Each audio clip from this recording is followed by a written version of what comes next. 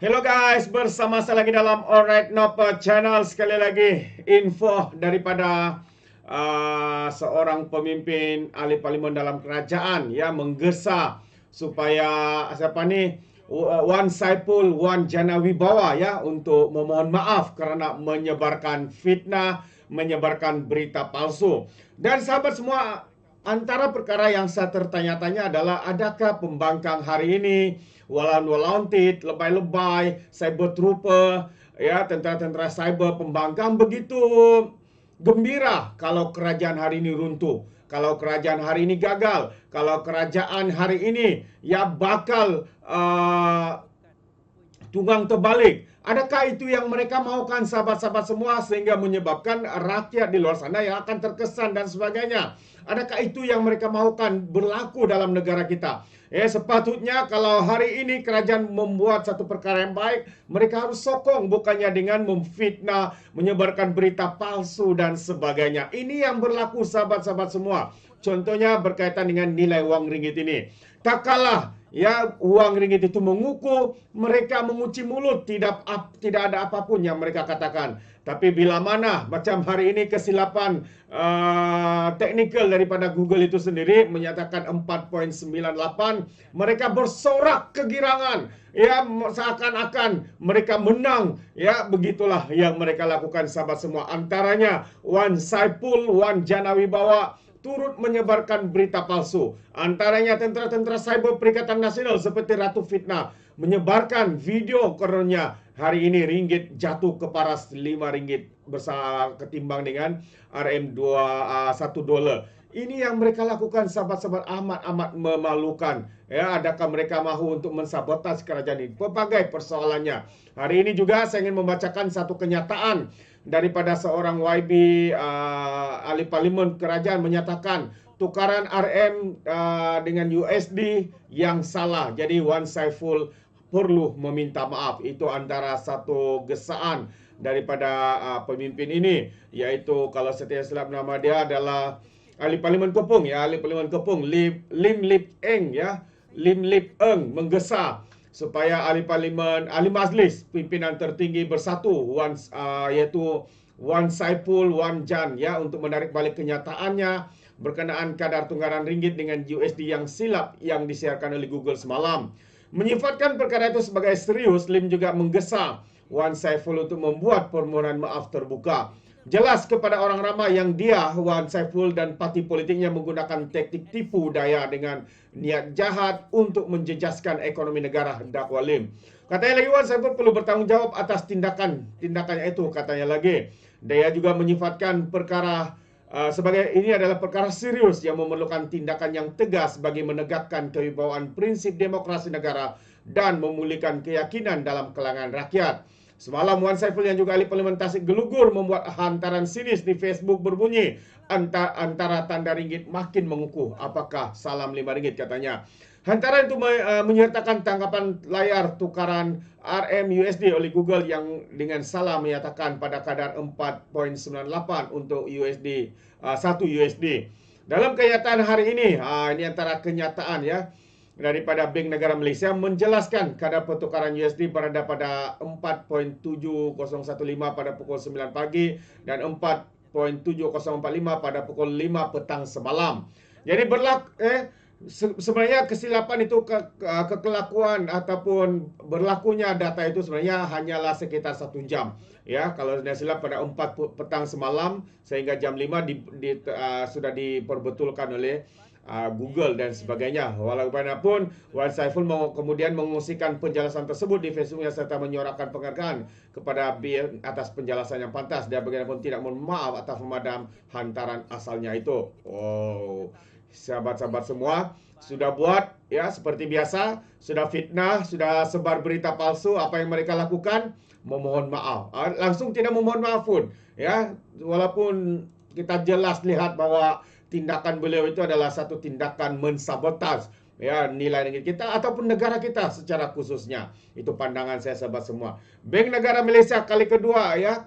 Ini kali kedua Google siar tukaran ringgit yang salah tahun ini. Itu antara kenyataan daripada Bank Negara Malaysia. Ya hari ini dengan tegas menolak data tidak tepat mengenai kadar pertukaran ringgit yang sedang tersebar menerusi media sosial berdasarkan kadar pertukaran USD yang salah yang diterbitkan oleh Google pada 14 Mac 2024. Maklumat ini tidak tepat dan tidak mencerminkan dagangan sebenar menurut BNM dalam kenyataan.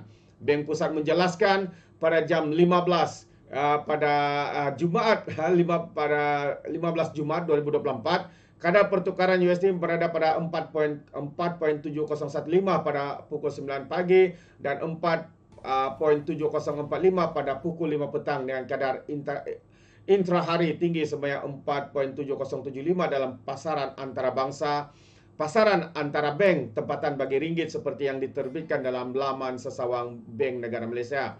Sepanjang 2 minggu lepas, 1 ke 15 Mac, nilai ringgit telah mengukur sebanyak 0.76% berbanding dengan nilai Amerika Syarikat tambahnya. BNM memaklumkan bahawa insiden itu merupakan kali kedua Google menerbitkan data kadar pertukaran USD yang tidak tepat pada 2024. Bank Pusat itu telah menghantar surat peringatan tegas kepada Google semasa salah lapor pertama terjadi pada 6 Februari 2024 tambahnya. Susulan insiden salah lapor yang kedua ini, Bank Negara Malaysia akan menghubungi sekali lagi Google untuk mendapatkan penjelasan tentang punca pelaporan yang tidak tepat ini berlaku dan langkah-langkah pembetulan yang dibuat memandangkan isu yang berulang ini menjejaskan Malaysia dan banyak negara lain sejak beberapa bulan yang lalu, tegas Bank Negara Malaysia.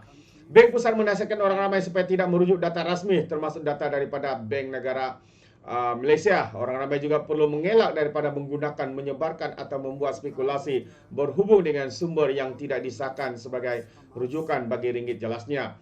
Kadar pertukaran mata wang asing ialah data sensitif bagi pasaran serta sebarang pelaporan tidak tepat dan penyebaran data yang tidak disahkan boleh menyebabkan kesan serius ke atas pasaran kewangan, tambah Bank Negara Malaysia lagi. Ringgit rendah berbanding dolar Amerika Syarikat semasa mengakhiri dagangan minggu ini. Begitu dengan prestasi mata wang serantau. Berikutan data indeks harga pengeluar Amerika Syarikat lebih tinggi daripada jangkaan. Pada 6 petang Jumaat, ringgit susut pada 4.7050 ke 7095 berbanding dolar Amerika Syarikat 4.6845 ketika ditutup pada hari Khamis yang lalu. Alright, ini dia penjelasan daripada Bank Negara Malaysia.